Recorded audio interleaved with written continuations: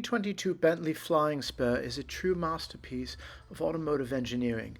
With its sleek design, powerful performance, and opulent interior, it's no wonder this car is a favorite among luxury car enthusiasts. All right, welcome. Today I'm pumped. I have my hands on a 2022 Flying Spur. This thing is huge. It's powerful as hell. It's flashy. This car is in your face. It is awesome.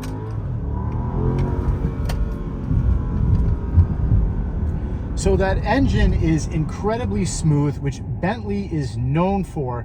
You can essentially think of these as sportier Rolls Royces. That's kind of a safe way to describe this car.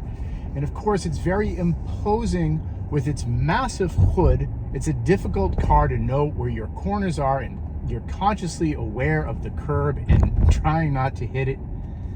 And the car is just incredibly powerful, low-end torque to move the heft of this car like nothing. Woo!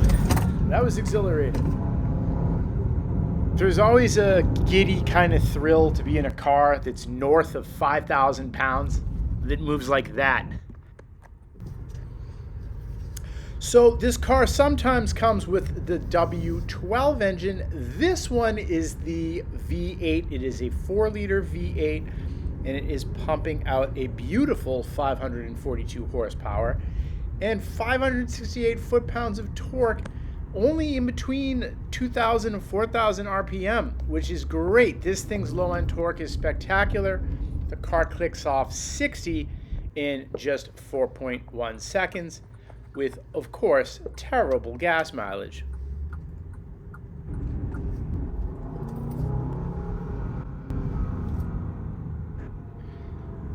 God, I love listening to that. The technology on this car is pretty good as well. You have a rotating display that switches between a 12.3-inch touchscreen, analog dials, the token British style that you expect. The car has an air suspension, active anti-roll bars, and it offers a range of customization options allowing buyers to create a bespoke vehicle, not unlike Rolls-Royce, except probably not quite as extensive as that. You know, the $8,000 clock and all that sort of stuff. So the depreciation on this car is absurd. The maintenance costs are quite high. This car, despite being more affordable than the Rolls-Royce, is not really giving you much of an operating cost bargain compared to any of their models. The interior is beautiful. The car's manual in the glove box is an actual book. But really, that's just a gimmick. Let's talk more about the interior of this car. Something that this car has been dinged for by owners in reviews is the rear legroom. Basically, that the car is so big, it should have more legroom in the back than it does. I do like that sunroof. It's nice here, all the daylight pouring into the car.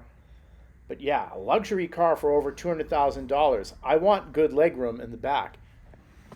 And like every British car that's a luxury car, there's these fun knobs where it's like, what does this do?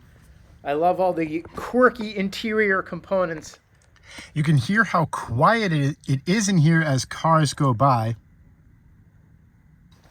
I'll show you startup. So in the Flying Spur, the startup is down here in the center. Opens up the infotainment screen. And you hear the V8 purring. All right.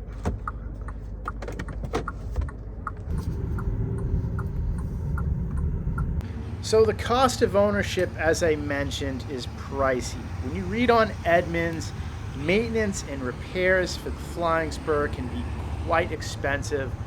Obviously, or maybe it isn't obvious to you, both parts and service are at a premium like you might expect with a luxury vehicle. And again, Bentley being more affordable than Rolls-Royce is typically, it doesn't matter. It's still a huge premium for both service and parts that you have to consider with the overall ownership experience if you're going to buy this car, even if you buy it in the aftermarket. I'm dying to know what you think, especially if you're an owner. Put it in the comments, please. All right, let's experiment with driving the car in sport mode. Like most sport modes, that delays the upshifts and so forth. We're probably going to get quicker throttle response as well and a tightening of the suspension.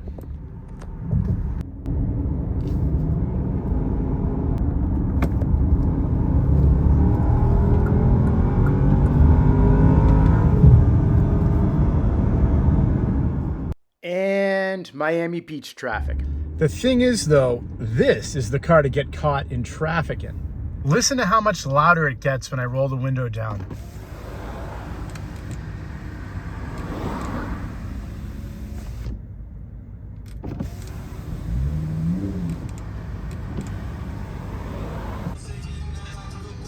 Anyways, this car has been a treat to drive it, especially here in Miami. That helps.